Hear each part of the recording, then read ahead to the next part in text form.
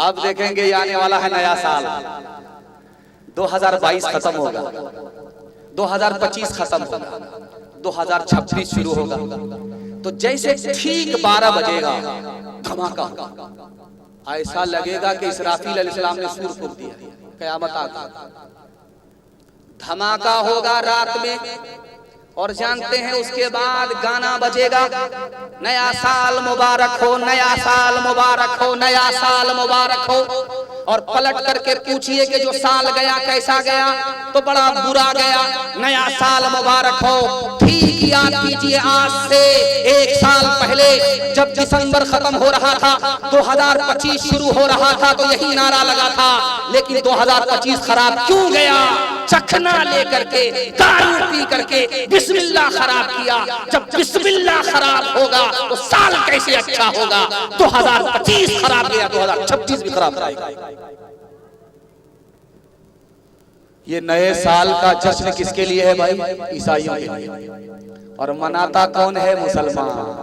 और कैसे मनाता है? दारू पी करके ईसाइयों का रिकॉर्ड तोड़ देता। नया साल मुबारक, नया साल मुबारक। हमारे लिए जश्न नहीं है, जायजा है। तकिया पर 3 मिनट के लिए सर रहे तो जायजा लीजिए कि 2025 खराब क्यों गया, 2026 कैसे अच्छा जाएगा। आप जायजा लीजिए कि खराब कैसे गया, अच्छा कैसे जाएगा। जश्न छोड़ दीजिए, जायजा लेकर के देखिए। 3 मिनट का सिर्फ जायजा लेकर के देखिए, 12 महीने को अल्लाह मुबारक बनाए। मेले में बाप बेटे को लेकर के आया, उंगली पकड़े हुआ है बेटा, बाप की उंगली पकड़े हुआ है। तो बाप ने हिदायत की, बेटा उंगली मत छोड़, अगर उंगली छूट गई तो मेले में गुम हो जाओगे, मिलोगे नहीं। बेटा इधर देख रहा उधर देख रहा है, ध्यान से ये बात निकल गई कि हाथ, बाप की उंगली हाथ में है, हाथ से उंगली छूट गई, बच्चा गुम हो गया। 2 साल के बाद बाप ने उसके गाल पे 2 तमाचा कि नालायक, मैंने तुम्हें कहा था कि उंगली मत छोड़ना, दुनिया के मेले में गुम हो जाओगे। ये 2 तमाचे इसलिए मारे कि जवान होकर के अपने बड़े के दामन को मत छोड़ना, वरना आखिरत के मेले में गुम हो जाओगे। बेटे को बाप कह रहा है कि बेटा दारू पीने वाले के साथ मत बैठो, जुआ खेलने वाले के साथ मत बैठो, जिना करने वाले के साथ मत बैठो, जिनाकार बन जाओगे, शराबी बन जाओगे, जुआड़ी बन जाओगे।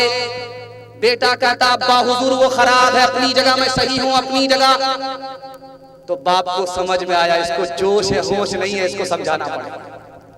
तो बाप ने कहा बेटा यार अरवल जाओ, एक पेटी सेब खरीद करके लाओ।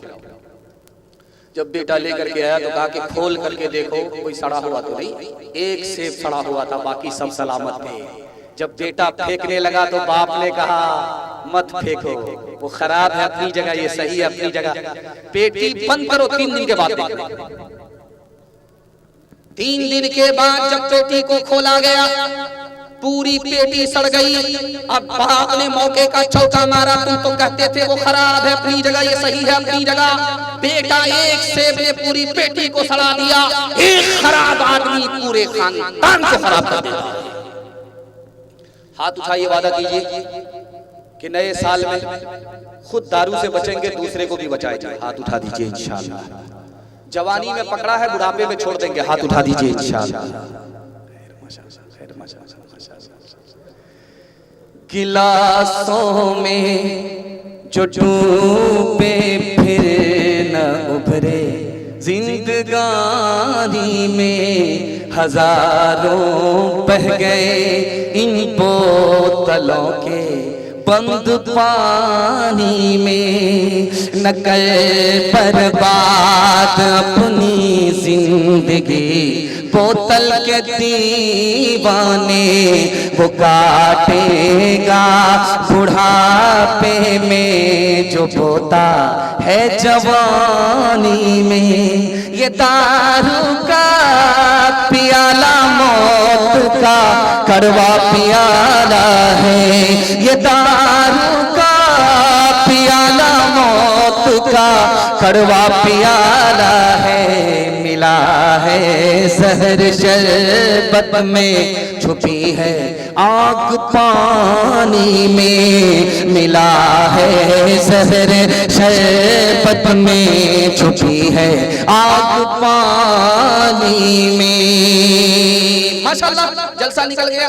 आप लोग हमको आंख फाड़ फाड़ करके इस तरह देख रहे हैं कि मुझे डर लगता है कहीं आपकी नजर न लग जाए, लेकिन मैं भी चालाक आदमी हूं, काली पगड़ी बांध करके दम करके बैठा हूं। लगाइए कितनी नजर आप लगा लें। आखिरी पैगाम मर्दों के हवाले से सुनाता हूं, यहां से लेकर वहां तक सुनने के लिए आप लोग तैयार हैं? हाथ उठा दीजिए इंशाअल्लाह। इतना बेदार मजमा 12 बज जाने के बाद ये इत्तेफाक है, ये 100 में एक लौता जलसा है। अल्लाह इस जलसे को मरहूम के लिए कबूल फरमाए, मरहूम को इस जलसे की बरकत से जन्नतुल फिरदौस में अल्लाह मकाम अता फरमाए। आमीन। पटना में ऐलान हुआ अलविदा जुमा में, याद रखिएगा। कलकत्ता में ऐलान हुआ, उसी ऐलान को सुनाता हूँ और दुआ करता हूँ अल्लाह मुसलमानों को इत्तिहाद और इत्तिफाक की दौलत से माला माल फरमाए। पटना में ऐलान हुआ, कलकत्ता में ऐलान हुआ, अलविदा जुमा में माइक पकड़ करके इमाम साहब ने कहा कि लोगों ऐलान सुनो, अलविदा जुमा है। ईद की नमाज 7:30 बजे ईदगाह में होगी। मारे गुस्से के एक आदमी बीच से खड़ा हुआ, इमाम साहब ऐलान वापस लीजिए, ईद की नमाज मस्जिद में पढ़ेंगे तो आपके पीछे पढ़ूंगा, अगर ईद की नमाज ईदगाह में पढ़ेंगे तो कभी नहीं। तो इमाम साहब ने करीब बुला करके कहा, अल्लाह का बंदा, ईद की नमाज है, जुमा की नमाज नहीं है, ईदगाह में पढ़ी जाती है, तुमको क्या परेशानी है? तो कहता परेशानी 10 साल से मेरा केस चल रहा है मेरे भाई से, वो मनहूस ईदगाह में पढ़ता है, उसके साथ मैं कभी नहीं। तो हजरत को समझ में आ गया कि इसके भाई से इसका झगड़ा है। तो हजरत ने उसको बुला करके, अरे 1 मिनट में तुम्हारा मसला हल कर देते हैं। ईदगाह में वो भी नमाज पढ़ेगा, ईदगाह में तुम भी नमाज पढ़ना, वो एक किनारे नमाज पढ़ेगा, तुम एक किनारे नमाज पढ़ोगे। जब नमाज खत्म हो जाएगी वो एक किनारे से चला जाएगा, तुम अलग रास्ते से चले जाना। सांप भी मर गया, लाठी भी नहीं। तो खफा होकर के कहता, आप एक किनारे की बात करते हो, अगर मुझे पता चल गया कि मेरा भाई जन्नत में गया तो मैं जन्नत में भी नहीं गया। पटना में मरवाड़ी कौम है, वो जमीन खरीदती है, मुसलमान बेचता है, मुसलमान बर्बाद है और मरवाड़ी को तरक्की हो रही है। आपको हैरत होगी ऐसा क्यों हो रहा है इसी हिंदुस्तान। बहुत बड़े आलिम थे, दुआ कीजिए, उनका नाम था मौलाना वली रहमानी, अल्लाह उनकी कब्र को नूर से भरे। उन्होंने किताब लिखी, उसका नाम है अदलिया और समाज। उसमें उन्होंने लिखा कि मरवाड़ी कौम को तरक्की है 2 वजह से और मुसलमान बर्बाद हो रहा है 2 वजह से। वो 2 वजह सुनाता हूँ और मैं आपके लिए दिल से दुआ करता हूँ, अल्लाह घर घर में इत्तिहाद और इत्तिफाक की दौलत मुसलमानों को अता फरमाए। तो उन्होंने लिखा कि पहली वजह मारवाड़ी को आसमान की तरक्की हासिल हो रही है, तरक्की के आसमान पर मारवाड़ी पहुंच रहा है। पहली वजह, आप हाई कोर्ट में जाकर के वकील से पूछो, सीना पर हाथ रख करके कि मारवाड़ी का केस अदालत में आता है, वो सीना ठोक करके बोलेगा आता ही। क्यों भाई, मारवाड़ी का झगड़ा नहीं होता? झगड़ा होता है मगर घर में हल होता है, अदालत में नहीं जाता। इसलिए तरक्की के आसमान पर मारवाड़ी पहुंच गया। और 2011 की रिपोर्ट है, मुसलमानों का घर का झगड़ा घर में हल नहीं होता, अदालत में जाता है। सिर्फ डोरी एक मुकदमा 2011 की रिपोर्ट, एक जिला में मुसलमानों का 33 हजार इस घर को आग लग गई, घर के चराग से। दूसरी वजह पर गौर कीजिएगा, इत्तिहाद और इत्तिफाक कैसे आएगा, गौर कीजिएगा। मरवाड़ी को तरक्की क्यों है? कोई एक नीचे जाता है, सब मिलकर के उसको संभालते हैं। 100 मर्तबा नीचे गया, 100 मर्तबा संभाला, 100 मर्तबा नीचे गया, 100 मर्तबा उठाया। कौम का आदमी है, नीचे जाने नहीं देंगे, पीछे होने नहीं देंगे, बराबर में रखेंगे। उसकी तरक्की हमारी तरक्की, कौम की तरक्की अपनी तरक्की, उसको पीछे जाने नहीं दिया, गिरने नहीं दिया, उठाते रहे। और खुशकिस्मती से अगर कोई मुसलमान घर में ऊपर जा रहा है तो घर का ही आदमी उसकी टांग खींच करके नीचे करता है, बेटा इतनी जल्दी ऊपर जाने की जरूरत नहीं। एक किताब है, उसका नाम है कलीला दीमना, संस्कृत जबान में किताब है, मदरसे में पढ़ाई जाती है। मदरसे के लोग हिंदी भी पढ़ते हैं, संस्कृत को भी पढ़ते हैं। क्यों? ये संस्कृत और हिंदी सब हिंदुस्तान की जबान है, सबको अपनी जबान समझते हैं। सुभान अल्लाह। उस किताब में लिखा है कि 3 जानवर थे, एक शेर था, दूसरा चीता था, तीसरा गीदड़ था। शिकारी थे, एक साथ मार करके लाते थे, बांट करके खाते थे। 3 जानवर को मार करके लाया, गधे को मारा, हिरन को मारा, खरगोश को। तो शेर बोला चीता से बांटो कैसे बांटो? कहा हुजूर बंटवारा बिल्कुल आसान है, ये जो खरगोश है ये गिदड़ खा लेगा, ये जो हिरन है ये मैं बीच बीच का हूँ, ना बड़ा हूँ ना छोटा हूँ, मैं ये खा लूंगा, और आप सबसे बड़े हैं, गधा सबसे बड़ा है आप लोग। शेर को गुस्सा आया, मारा मुंह पर तमाचा खींच करके कि मैं इस बंटवारे को नहीं मानता। शेर चाहता था कि मेरे हिस्से में हिरन आए, उसके हिस्से में गधा चला गया। उसने कहा मैं इस बंटवारे को नहीं मानता। गीदड़ से कहा तुम बांटो कैसे बांटो? गीदड़ ने कहा हुजूर बंटवारा बिल्कुल आसान है, ये जो खरगोश है ये आपके नाश्ते में खाने का है, ये जो हिरन है ये आपके दोपहर में खाने का है, ये जो गधा है उल्लू का पट्टा है ये आपके रात में और शहरी में खाने का है। तो शेर हैरत से बोला सब मेरे लिए? कहा हुजूर आप तो राजा, बचा तो रोजी नहीं बचा तो रोजा। कहा सुभान अल्लाह, किसी स्कूल में पढ़ कर के आया, किस मदरसे से पढ़ कर के आया, कितना अच्छा बंटवारा किया। हुजूर इस किसी स्कूल से नहीं पढ़ा, उस एक तमाचे ने बता दिया कि बंटवारा कैसे होगा। मुसलमानों मुसलमान मुसलमानों संभल जाओ, मुसीबत आने वाली है। मुसलमानों मुसलमान मुसलमानों संभल जाओ, मुसीबत आने वाली है। तेरी बर्बादियों के मशवरे हैं आसमानों में, न समझोगे तो मिट जाओगे हिंदुस्तां वालों, न समझोगे तो मिट जाओगे हिंदुस्तां वालों। तुम्हारी दास्तां तक भी न होगी दास्तानों में, तुम्हारी दास्तां तक भी न होगी दास्तानों में। मुसलमानों संभल जाओ, संभल जाने का वक्त आया। बहुत सोए हो तुम अब होश में आने का वक्त आया। जला डाली थी तुमने कश्तियां तुलुस के साहिल पे, जला डाली थी तुमने कश्तियां तुलुस के साहिल पे। मुसलमान फिर तेरी तारीख दोहराने का वक्त आया। मुसलमान फिर तेरी तारीख दोहराने का वक्त आया। पैगाम खत्म हो गया। मैं चाहता हूं हिंदू मुसलमान भाईचारा के हवाले से एक मिनट का नमूना आपकी खिदमत में आ जाए। मैं दुआ करता हूं अल्लाह इस मुल्क को हिंदू मुसलमान इत्तेहाद और इत्तिफाक की दौलत से मालामाल फरमाए। यहां से लेकर जमात तक सुनने के लिए तैयार? हाथ उठा दीजिए इंशाअल्लाह। दिल मिले या ना मिले हाथ मिलाएंगे, हाथ उठा दीजिए इंशाअल्लाह। दिल नहीं मिलेगा, हाथ मिलाने से कितना फायदा होगा आपको समझ में आ जाएगा। जनाजा उठा, अल्लाह के रसूल कुर्सी पर बैठे हुए थे, खड़े हो। एक साहबी ने कहा या रसूल अल्लाह आप खड़े कैसे हुए? आप तो बैठे हुए थे, आप खड़े कैसे हुए? अंदाजा ही हो रहा है कि जनाजा को देख करके खड़े हुए। अल्लाह के रसूल ने इशारे से कहा कि हाँ मैं उस जनाजे को देख करके बैठा हुआ था, खड़ा हो गया। कहा या रसूल अल्लाह वो मुसलमान का जनाजा नहीं है, गैर मुस्लिम का जनाजा। अल्लाह के रसूल ने कहा मुझे पता है गैर मुस्लिम का जनाजा है, फिर भी मैं खड़ा हो गया उसके एहतराम में। जानते हो क्यों? गैर मुस्लिम तो है वो, लेकिन इंसान है, इंसान के एहतराम में इंसान खड़ा हो गया। हिंदू मुसलमान दोनों का मजमा था, हिंदू मुसलमान दोनों का। एक तरफ हिंदू थे, एक तरफ मुसलमान थे। तो एक तरफ से लोगों से कबीर दास ने पूछा कि तुम लोग कौन हो? कहा हिंदू है। इनसे पूछा कि तुम लोग कौन हो? हम लोग मुसलमान। तो हिंदू मुसलमान को इत्तिहाद का सबक देते हुए कबीर दास ने कहा कि ये बताओ ये दुनिया जाने वाली है? तो हिंदुओं ने सर पर हाथ रख करके कहा ये दुनिया जाने वाली है। मुसलमानों से कहा कि तुम बताओ, तो मुसलमानों ने सीने पर हाथ रख करके कहा कुल्लू मन अलैहा फान, ये दुनिया जाने वाली है। कहा सुभान अल्लाह।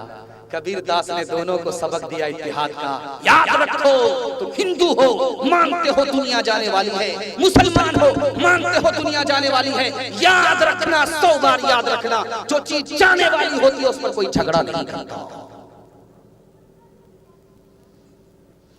का भागा कछु खिर न रहाई, देखत नैन चला जग जाई। एक लख पूत सवा लख ना थी, तारा बन घर दिया न बाती। लंका सी कोठी समुद्र सिखाई, तारा बन की खबर न पाई। कहत कबीरा अंत की बारी, हाथ झाड़ जैसे चले जुआरी। ईश्वर अल्लाह तेरे नाम, सबको सन्मति दे भगवान। इस धरती पे बसने वाले सब हैं तेरी गोद के पाले, सब हैं तेरी गोद के पाले। कोई नीच न कोई महान, ईश्वर अल्लाह तेरे नाम। जन्म का कोई मोल नहीं है, जन्म मनुष्य का तोल नहीं है, जन्म मनुष्य का तोल नहीं है। करम से है सब की पहचान, ईश्वर अल्लाह तेरे नाम। खैर मैं आ जाऊंगा, इस पर्ची का पर्चा मैं बना ही दूंगा। बहुत देर से कारी साहब इस पर्ची के हवाले से हमको घेर रहे हैं, लेकिन मैं इंशाल्लाह कुर्सी छोड़ने से पहले इनकी फरमाइश को मैं पूरी कर दूंगा। 2 पैगाम सिर्फ रह गए औरतों के हवाले से, यहाँ से लेकर के वहां तक आप लोग सुनने के लिए तैयार हैं? बहन से ज्यादा साली पर मेहरबान होंगे, हाथ उठा दीजिए इंशाल्लाह। खैर माशाल्लाह, खैर माशाल्लाह। इसमें मैंने सवाल बदल दिया। पहला सवाल मैं राइट करता था, दूसरा सवाल रॉन्ग करता था। इस बार मैंने पहला ही सवाल रॉन्ग कर दिया। देखना चाहता था कि आप लोग हैं कहां। अंग्रेज प्रोफेसर ने लिखा कि 15 साल की लड़की इस जमाने में 3 कांड करती है। सिर्फ 15 साल की लड़की, 15 साल की लड़की है, 3 कांड करती है। माँ बाप की मर्जी के खिलाफ कच्ची उम्र में शादी करती है।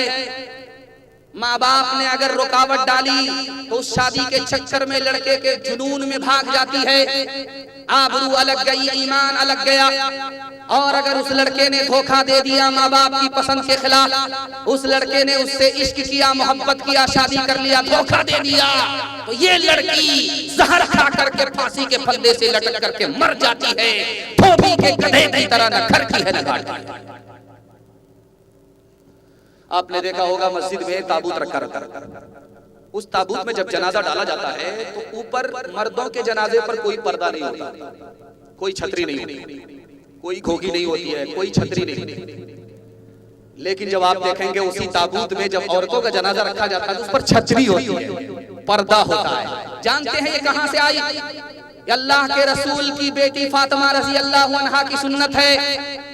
जब वो इंतकाल करने लगी तो इंतकाल से पहले सिर्फ 5 मिनट की तकरीर हमारी बाकी रह गई है। अभी मुअज़्ज़ज़ मेहमान बाकी हैं। उन्होंने इशार किया कि अपने से पहले हमको वक्त दे दिया, उनके वास्ते दुआ करता हूँ अल्लाह इल्म में, अमल में, अखलाक में खूब बरकत अता फरमाए। आपने उनकी आबरू का सामान नहीं किया तो मेरी रुसवाई हो जाएगी। अब रात तो निकल गई, थोड़ा सा जलसा सा बाकी रह गया, हाथी पास हो चुका है, सिर्फ तुम फंसी है। अगर आप दुआ करके यहाँ से चले जाएंगे तो इंशाअल्लाह मैं आपके वास्ते दुआ करता हूँ अल्लाह इस जलसे को जमीन से लेकर के आप आसमान तक आपके हक में कबूल फरमाए। साथ देंगे, दुआ तक साथ देंगे, हाथ उठाइए इंशाअल्लाह। तो छतरी जो देख रहे आप, ये फातिमा की सुन्नत है। कैसे?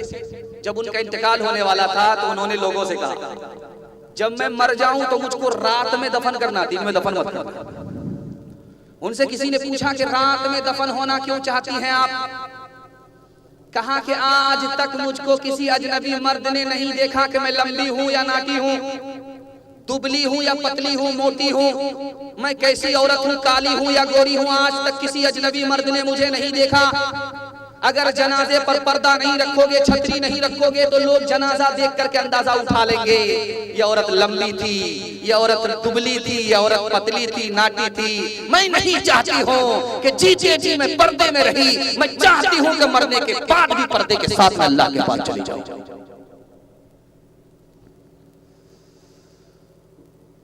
पटना में सिनेमा हॉल में एक औरत 3 टिकट लेकर के बैठ गई। इधर की कुर्सी खाली है, उधर की कुर्सी खाली, और बीच कुर्सी पे बैठी हुई एक जवान आकर के बोला कि मैडम ये आपकी कुर्सी है? कहा कि हाँ। कहा खाली है, मैं बैठ सकता हूँ? कहा वहाँ बैठ जाओ। तो जवान कहा कि आपने ये कुर्सी बुक कराई थी? कहा कि हाँ। कहीं खाली क्यों है? कहा मैंने अपने यार के लिए बुक कराई। तुम्हारे यार कहाँ गए? कहा मेरे शौहर के जनाजे में गए।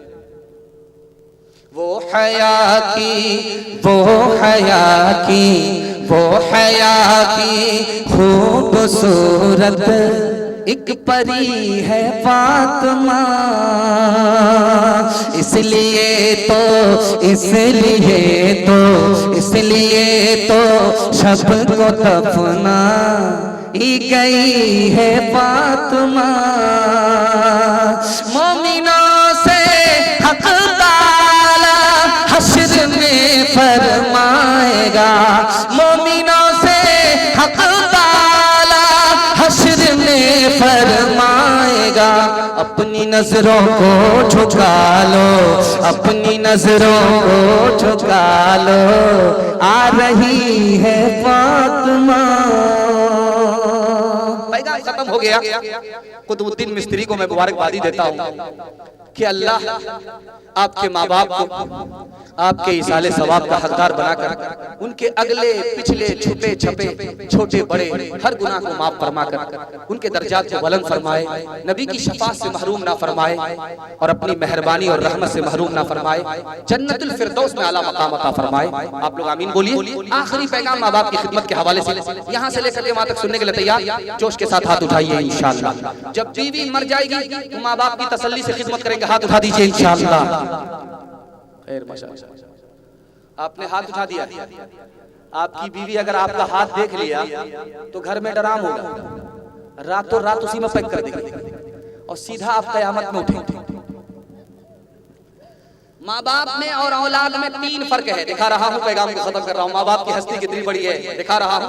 माँ बाप में और औलाद में 3 फर्क है। इस 3 फर्क को बताकर मैं अपनी जगह ले रहा हूँ। ये पर्ची है, ये फरमाइश है, फरमाइश को पूरी करके मैं अपनी जगह ले रहा हूँ। ध्यान दीजिए। एक औरत कुर्सी पर बैठ करके गाल पर हाथ रख करके बैठी हुई थी। तो जब देखिए कोई औरत कुर्सी पर है, गाल पर हाथ है, तो समझ जाइए इसको भारी सदमा है।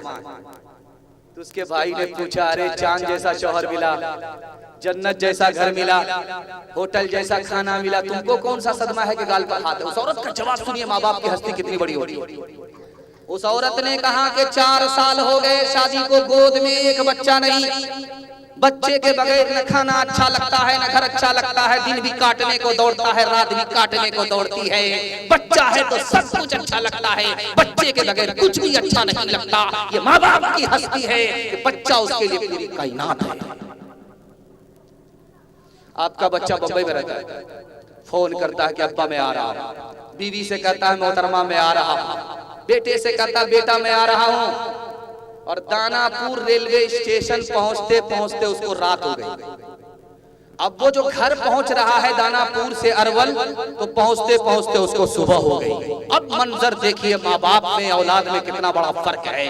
जब वो घर आया तो देखता क्या है कि बेटे बेखबर सो रहे हैं, बीवी खर्राटा ले रही है, बूढ़े माँ बाप रात से अपने मुसाफिर का इंतजार कर रहे हैं। माँ बाप की वो हस्ती है। आखिरी फर्क दिखा रहा हूं माँ बाप में और औलाद में कि कभी बेटे का झगड़ा माँ बाप से होता है, कभी माँ बाप का झगड़ा बेटे से होता है। तो माँ बाप का जब झगड़ा बेटे से होता है तो माँ बाप घर छोड़ करके भाग जाते हैं। सुबह को भागे शाम में लौट गए, शाम में भागे सुबह को लौट गए। अब बच्चे ताना मारते, जब आपको भागना था तो आए क्यों, जब आना था तो भागे क्यों? उसका जवाब सुनिए, माँ बाप की हस्ती। कितनी बड़ी हस्ती है कि सब कुछ आपको मिल जाएगी लेकिन माँ बाप की दौलत आपको दुनिया में कभी नहीं मिलेगी। तो माँ बाप कहते हैं कि यार मैं तो तुम्हारी नफरत से तुम्हारा घर छोड़ करके भाग गया था, लेकिन तुम्हारे बच्चे की याद सताने लगी, तुम्हारा चेहरा देखने को दिल तरस गया, मेरी नफरत पर तुम्हारी मोहब्बत गालिब आ गई, इसलिए बेशरम होकर के तुम्हारे घर वापस आई। लेकिन जब बेटे का झगड़ा बाप से होता है तो खफा होकर के सीधा ससुराल पकड़ लेता है, जीते जी माँ बाप का चेहरा तक नहीं देखता। जब जनाजे का ऐलान होता है मस्जिद के माइक से, तब मगरमच्छ के आंसू फूट फूट करके बहा करके आ रहा है, रो रहा है, कंधा दे रहा है, ओ जालिम सांप तो निकल चुका, अब लकीर को पीट करके कुछ होने वाला नहीं है। माँ बाप ने माफ कर दिया, तुमने माँ बाप से बदला लिया। हाथ उठाइए, वादा कीजिए माँ बाप जिंदा रहेंगे, खिदमत करेंगे, माँ बाप से बदला नहीं लेंगे। माँ बाप मर जाएंगे, दुआएं मग़फ़िरत करेंगे इंशाअल्लाह। रो रो के मांगती हूँ तेरे लिए दुआएं, मर जाऊं तेरे बदले लेकर तेरी बलाएं, जीवन मिटा के अपना जीवन तेरा बचा लो, दिल में तुझे छुपा लो, ओ मेरे लाला जा, तेरे लिए हूँ पागल, आखिर को माँ हूँ तेरी, जग में रहे तो जिंदा, उजड़े न गोद मेरी, एक बार अपने हाथों दूल्हा तुझे बना लो, दिल में तुझे छुपा लो, ओ मेरे लाला जा। अल्लाह सबको अपने माँ बाप की खिदमत के लिए कबूल फरमाए। ये पर्ची है, इजाजत है इसको, इस फरमाइश को पूरी कर दें, इजाजत है? हाथ उठा दीजिए। जवानी में शादी करेंगे, बुढ़ापे में हज करेंगे, हाथ उठा दीजिए, हाथ उठाइए। कलकत्ता हमारे साथ चलना होगा। पंडित दयानंद सरस्वती यहाँ के पंडित जी थे। हजरत नानोतवी से उन्होंने एक सवाल किया कि जो हिंदुस्तान की हवा मदीना जाती है वो ठंडी होती है, और जो हवा मदीने से हिंदुस्तान आती है वो गर्म होती है। अब बताओ, हिंदुस्तान मदीने से बढ़कर के है कि मदीना हिंदुस्तान से बढ़कर के है? कितना भारी सवाल है। लेकिन 100 चोट सोनार की, 1 चोट लोहार की। नानोतवी के लिए दुआ कीजिए, अल्लाह उनकी कब्र को नूर से भर दे। हजरत नानोतवी से सवाल है कि ये बताइए, हिंदुस्तान से जो हवा जाती है मदीना वो ठंडी होती है, ठंडी हवा बहुत अच्छी होती है, और जो हवा मदीने से हिंदुस्तान आती है वो गर्म होती है। अब बताओ, मदीना बढ़ करके है या हिंदुस्तान बढ़ करके है, कि हिंदुस्तान बढ़ करके है कि मदीना बढ़ करके है? क्या प्यारा जवाब दिया। कहा कि पंडित जी बात हो रही है, जो हवा हिंदुस्तान से मदीना जाती है वो हमारी खुशी में जाती है। नबी के शहर देखने के लिए जा रही, नबी का रोजा देखने के लिए जा रही, हमारी खुशी के वो सर से लेकर के पैर तक ठंडी होती है। और जो हवा मदीने से हिंदुस्तान आती है वो हमारे गम में आती है, नबी के शहर से जुदा हो रही, नबी के शहर से, नबी के वतन से, नबी के रोजे से जुदा हो रही, वो हमारे गम के गर्म हो जाती है, ये हमारे खुशी के ठंडी हो जाती है। हाजियो हाजी हाजियो आओ, शहंशाह का रोजा देखो, काबा तो देख चुके, काबे का काबा देखो, हाजियो आओ, अबे ज़मज़म तो पिया खूब, बुझाई प्यासे, अबे ज़मज़म तो पिया खूब, बुझाई प्यासे, औजूदे शह कौसर का भी दरिया देखो, हाजियो आओ। पैगाम खत्म हो गया। 3 वादे पर आप खड़े हो जाइए, जिंदगी भर के लिए जलसा कामयाब होगा। हाथ उठाइए, वादा कीजिए, अल्लाह के रसूल की इताअत करेंगे इंशाअल्लाह। मखलूक की खिदमत करेंगे इंशाअल्लाह, अल्लाह की इबादत करेंगे इंशाअल्लाह। न किताबों से नवाजों से नजर से पैदा, दीन होता है बुजुर्गों की नजर से पैदा। नहीं सीखा इन्होंने दीन दैक शेख के घर में, भले कॉलेज के चक्कर में, बड़े साहब के दफ्तर में, फिर केक के चक्कर में तो रोटी भी गई, बड़ी शेख की तात में थे तो छोटी भी गई, न मानी बात वाइस की, फिर पतलून के चक्कर में तो लंगोटी भी गई। वाखिर दावाना अनिल हम्दुलिल्लाहि।